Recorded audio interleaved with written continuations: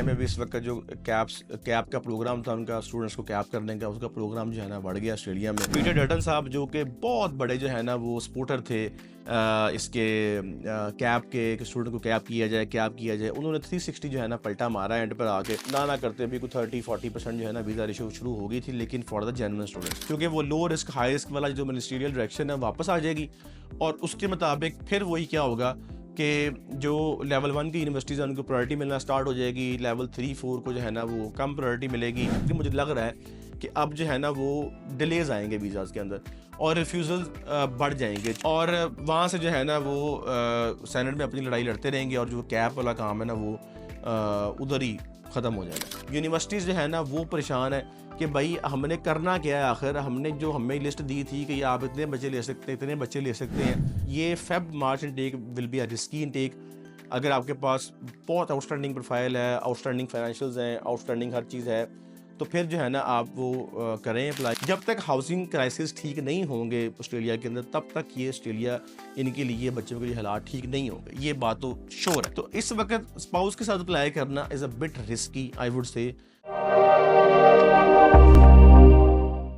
अस्सलाम वालेकुम, welcome to our YouTube channel. My name is Azeem Qasim and I am a career counsellor at identify group of companies. Identify group of companies we provide information regarding study abroad, immigration and career counselling. आज की video है Australia के हवाले से। जी हाँ, Australia की मेरी video तकरीबन कुछ 2 महीने बाद आ रही है।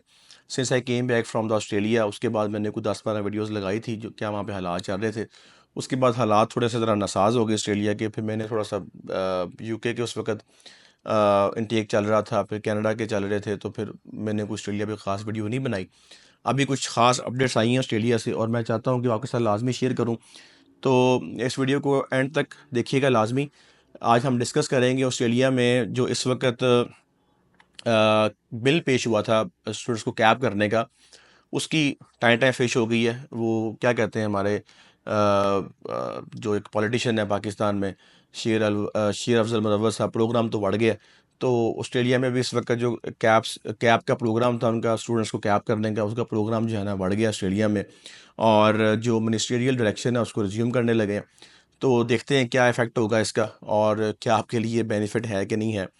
स्टार्ट करते हैं आज की वीडियो को। अगर अभी तक आपने चैनल को सब्सक्राइब नहीं किया तो लाजमी कर लें और बेल आइकन पे भी क्लिक कर लें ताकि आप तक तमाम लेटेस्ट अपडेट्स पहुंच सकें। आई नो इस वक्त आप लोगों के पास हज़ारों चैनल्स हैं सब्सक्राइब करने के लिए और नोटिफिकेशन इतने ज़्यादा हो चुके हैं कि अब तो खैर लोग अवॉइड करते हैं कि चैनल को सब्सक्राइब ना करें ताकि वो ज़्यादा नोटिफिकेशंस ना आए। खैर कर लें, आपको अच्छी इन्फॉर्मेशन मिलेगी इस चैनल से। अच्छा जी, ऑस्ट्रेलिया में टाइटेन फिश हो गई है जी और प्रोग्राम बढ़ गया ऑस्ट्रेलिया के अंदर जो कैब। अब देखें, मैं एक बात मैंने कही थी जब मैं ऑस्ट्रेलिया से वापस आया था कि सियासत जो है ना वो हर जगह रुतलस है, बेदर्द है। और वही काम ऑस्ट्रेलिया में हुआ, वही काम कनाडा में हुआ, वही काम यूएसए में हुआ। सियासत सियासत होती है। पीटर डटन साहब जो कि बहुत बड़े जो है ना वो सपोर्टर थे इसके कैप के स्टूडेंट को कैप किया जाए, उन्होंने 360 जो है ना पलटा मारा एंड पर आके। अब जैसे हमारे पाकिस्तान में होता है कि आप नीचे से बिल पे मंजूर करवाते हैं, फिर बिल सेनेट में जाता है, सेनेट से मंजूरी होती है, फिर जो है ना ये बिल जाता है उधर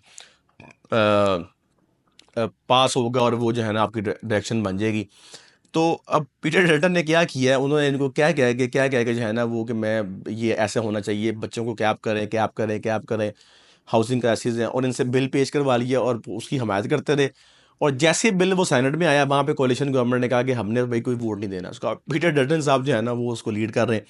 तो उन्होंने जो है ना पूरा अपना वो शतरंज का जो है ना वो खेल खेला है और कोशिश की है कि लेबर पार्टी को ला के कॉर्नर किया जाए। और अब वो कह रहे हैं जी ये क्या बिल पेश किया आपने, ये सारा फ़ायदा यूनिवर्सिटीज़ को होगा, बड़ी यूनिवर्सिटीज़ को, छोटी यूनिवर्सिटीज़ जो है ना वो तो बिल्कुल ही पिस जाएंगे, उनको बच्चा नहीं मिलेगा। अच्छा, उन्होंने अपना यू टर्न ले लिया। अब इस वक्त बड़ी बहस चल रही है ऑस्ट्रेलिया के अंदर कि जी पीटर डटन जो है ना वो एक मुनाफिक है, हिपोक्रेसी से काम ले रहा है, एक्सपोज हो गया है। अच्छा खैर, उनकी अपनी राइवलरी चल रही है। कटिंग शॉर्ट, जो नुकसान हमें होना है, जो हमारे साथ यहाँ पे होना है, उस पर बात करते हैं। अल्लाह अल्लाह करके कुछ हालात बेहतर हो रहे थे ऑस्ट्रेलिया के और वीज़ाज़ भी आना शुरू हो गए थे। अब मैं ये नहीं कह रहा वीज़ाज़ बड़ी स्पीड से आ रहे थे। जो जिनकी अच्छी प्रोफाइल हैं, जिन्होंने अच्छे यूनिवर्सिटी अप्लाई किया था, जिनकी बैंक स्टेटमेंट ठीक थी, वही जो मैंने लिस्ट प्रोवाइड की थी डॉक्यूमेंट्स की, उसके मुताबिक जिन्होंने केस फाइल किया था उनके वीज़ाज़ आ रहे थे। आना शुरू हो गए थे एटलीस्ट। मैं ये नहीं कह रहा कि 100 में से 100 वीज़ा आ रहा था, एटलीस्ट चलें कोई ना करते भी कोई 30-40% जो है ना वीज़ा रेशो शुरू हो गई थी, लेकिन फॉर द जेन्युइन स्टूडेंट्स। अच्छा, अब वो क्या हुआ जी, अब ये जो अनसर्टेनिटी दोबारा उसमें ये जो अनसर्टेनिटी पैदा हो गई है ना कि हम जो है ना ये बिल पास नहीं होने देंगे। अब लेबर पार्टी आ गई गुस्से के अंदर, उन्होंने अब देखें ना, मिनिस्ट्रियल डायरेक्शन था कि जो लो रिस्क यूनिवर्सिटीज़ हैं उनका प्रोसेस जल्दी होगा, हाई रिस्क का जो है ना वो लेट होगा, वो ख़त्म कर दिया था।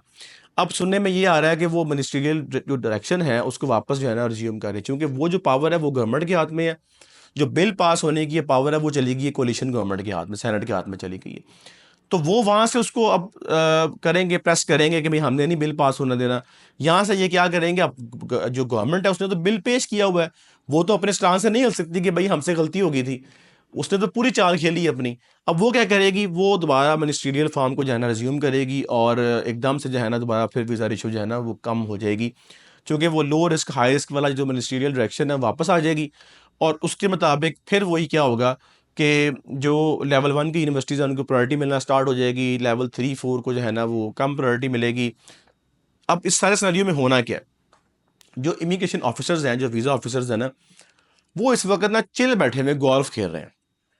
कैसे, उनके ऊपर लड़ाई हो रही है, सही है, अब उनको जो डायरेक्शन मिलनी है गवर्नमेंट से उन्होंने वही काम करना है ना, वो चिल बैठे हुए हैं। अब होना क्या है कि अब इस सारी अनसर्टेनिटी के अंदर जो वीज़ा के डिलेज आना शुरू हो जाने, क्योंकि वीज़ा ऑफिसर्स ने, इमिग्रेशन ऑफिसर्स ने कहना है कि यार क्यों अपने आप पे जो है ना वो खाम खाई एक नया जो है ना वो पंडोरा बॉक्स ओपन करवाना, चुप करके बैठ जाओ, जब ऊपर हालात ठीक होंगे हम खुद ही वीज़ा के डिसीजन कर देंगे। अब पेंडेंसी बढ़ना शुरू हो जाएगी। ये मेरी एक राय है, गलत भी हो सकता है, ठीक भी हो सकता है, लेकिन मुझे लग रहा है कि अब जो है ना वो डिलेज आएंगे वीज़ाज़ के अंदर और रिफ्यूज़ल बढ़ जाएंगे, क्योंकि अनसर्टेनिटी आ गई है ना। अब गवर्नमेंट पुश करेगी कि भाई हमने तो कैप करना ही करना है, अगर आपने बिल से कैप नहीं करवाना तो हम पीछे जो वीज़ा ऑफिसर्स हैं उनसे कहेंगे वीज़ा रिफ्यूज़ करने स्टार्ट करो, और जो हमने एक प्रपोज्ड नंबर दिया हुआ है 170 का, 270 का, उस पे ला के जो है ना वीज़ाज़ ग्रांट करो, बस दैट्स इट।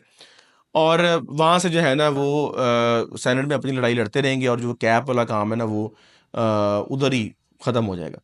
अब होना क्या है, अब जब तक इलेक्शन ही ना होते तब तक ये जो खेल है ना ये ऐसे ही रहना है। ये हाइड एंड सीक, ये जो है ना आप समझ लें कि जो लुका छुपी चल रही है ये ऐसे ही रहनी है। अनसर्टेनिटी का सबसे बड़ा नुकसान बच्चों को है, ख़ास तौर पे पाकिस्तान को है, चूँकि वीज़ा ऑफिसर खुद भी ब्लैंक हो जाता है कि अब मैंने करना क्या है, अब मैं किसकी साइड लूँगा, अब मैं सेनेट को देखूँ तो वो की और तरफ जा रही है, गवर्नमेंट किसी और तरफ जा रही है।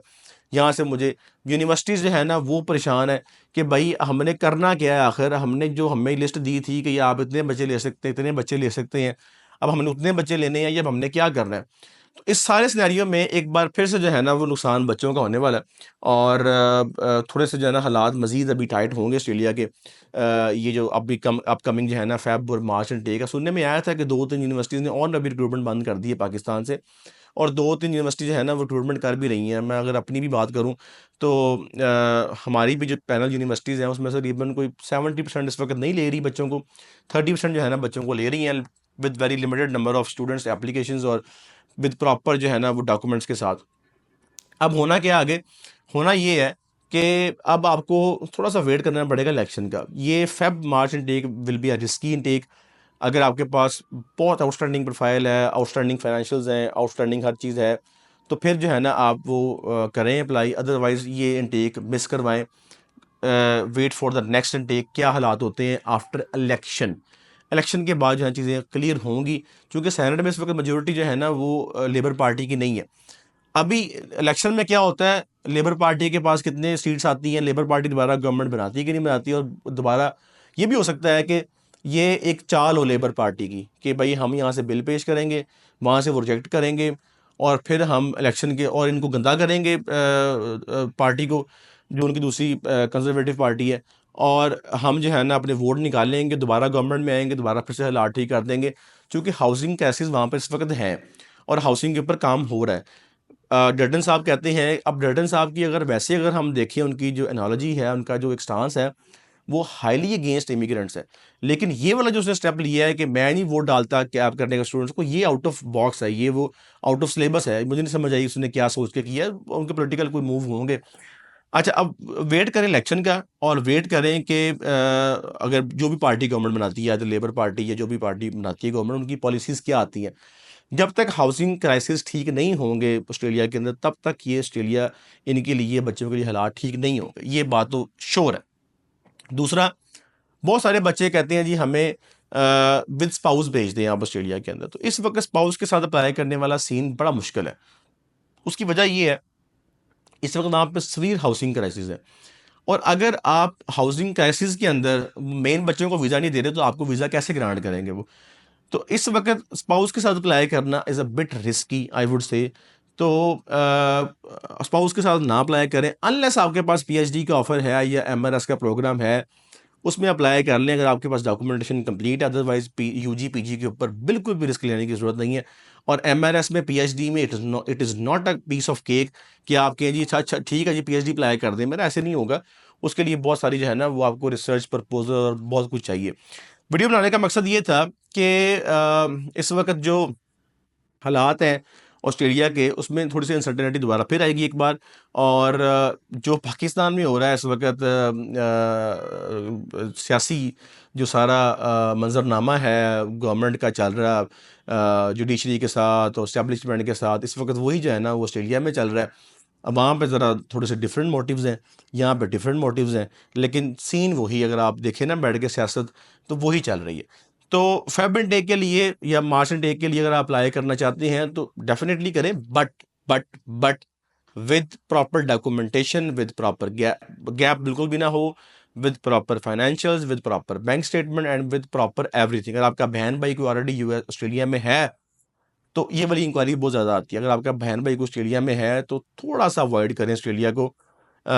उस अब इसका ना एक पेट आंसर नहीं मैं कर सकता, क्योंकि उसमें बहुत सारी चीज़ें देखनी पड़ती हैं केस टू केस। ख़ास तौर पे फाइनेंशियल्स देखने पड़ते हैं, और देखना पड़ता है कि जो बहन भाई पहले वहाँ जा चुके हैं उनका क्या स्टेटस है, वो वहाँ पे क्या कर रहे हैं, उन्होंने क्या किया वहाँ जाके। तो इसका एक आंसर करना मेरे लिए मुश्किल हो जाएगा। खैर किस्सा मुख्तसर, फैब मार्च इंटेक में अगर आपने अप्लाई करना है तो अप्लाई करें with given document. Otherwise wait करें for the election and for the new government, उसके बाद देखेंगे फिर क्या होना है ऑस्ट्रेलिया का।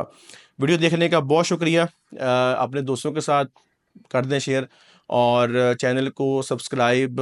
मुझे पता है इस वक्त आपके पास बहुत ज़्यादा ऑप्शंस हैं चैनल्स की भी, नॉट ओनली हमारी फील्ड के, वैसे भी इस वक्त इतनी ज़्यादा जो है ना वो सोशल मीडिया के ऊपर वीडियोस और आ रही हैं कंटेंट, और नोटिफिकेशन देखते कि वैसे वैसे ही बंदा, मैंने तो नोटिफिकेशन ही बंद किए मैं, इतने ज़्यादा नोटिफिकेशन आते हैं तो नहीं जो है ना वो फिर मैनेज कर पाता बंदा।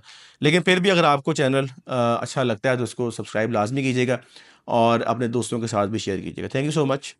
अल्लाह हाफिज़।